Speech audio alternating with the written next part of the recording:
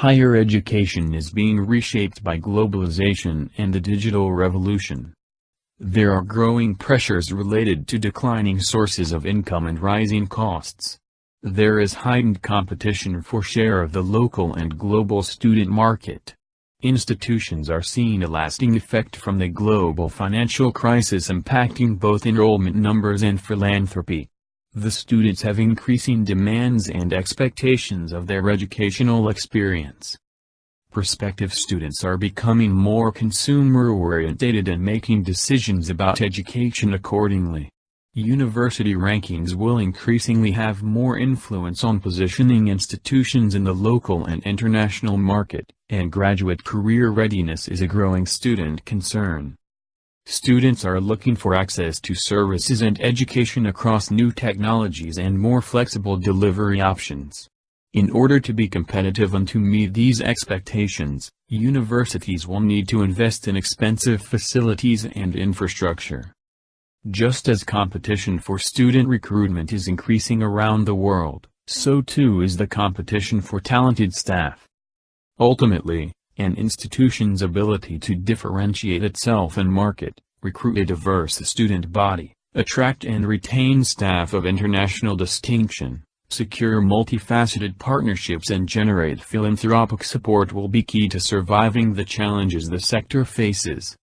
Educational institutions are specific institutions which are usually characterized by a distinct decentralized structure and participative decision-making processes. Managers in educational institutions have to identify the most suitable mix of strategic approaches. A large research-oriented university may need a different strategy management model from a small, application-oriented technical college. Furthermore, it is clear that the chosen route must be subject to change over time. Educational institutions do not operate the same way all the time. They are subject to developments, usually triggered by changing conditions, and therefore they must monitor their strategies as well as their management structures and instruments regularly. Strategic management in educational institutions never consists of just one central process. Due to the extremely decentralized organizational structure and high degree of individual autonomy of the academic staff, strategic management processes take place on the top level as well as on the faculty or department level. Hence the risk of parallel and repetitive processes is high. In respect of this, the rectors, presidents and deans need to possess appropriate management skills. It is their responsibility to combine the outcome of the diverse strategic planning activities into a consistent strategic plan for the entire institution. Embedded in the overall strategic plan, faculties and institutes can define additional individual strategic goals according to their own specific needs. There is a disagreement as to the timely frequency of strategic management processes in educational institutions. On the one hand, the realization of strategic goals in educational institutions often takes a long time, so that it could make sense to establish a new strategic plans not every year but every 2 or 3 years. On the other hand, it is a continuous task, especially with respect to the strategic controlling that keep the top managers informed about the current developments within the institution and support their decision-making.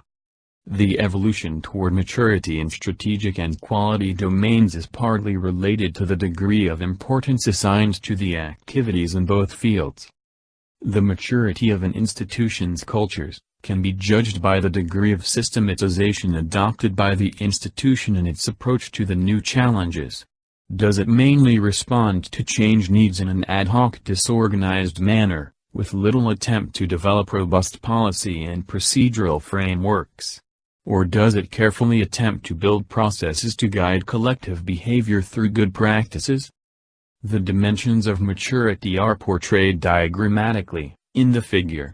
Figures for different quadrants reflect different approaches to the question. Quadrant A is low on importance, volume, and low on systematization. Quadrant B is low on importance, volume, and high on systematization. Quadrant C is high on importance, volume, and low on systematization. Quadrant D is high on importance, volume, and high on systematization. These categories are broad generalizations and few strategic questions arise for the institutional leadership while considering this classification. Which category best describes the current position of the institution? Are the leaders and the various interest groups in the institution satisfied with this position? Or should there be movement to another, more desirable, quadrant? If so, to which quadrant should the institution move? How should the movement be stimulated, managed and achieved? In general, we may reasonably say that A is probably the weakest in terms of strategic and quality culture, whereas D is the strongest. However, for many institutions, A often represents the current situation, and a movement from A to B, and then maybe to D, is probably optimal. Quadrant C should be avoided, if possible, since the combination of frenetic activity with uncoordinated growth simply leads to the so-called organized anarchy. To enrich a quality culture within institutions, the question posed is how to move an institution to a more desired position in the matrix, where quality has a higher priority, and where strategy is better systematized.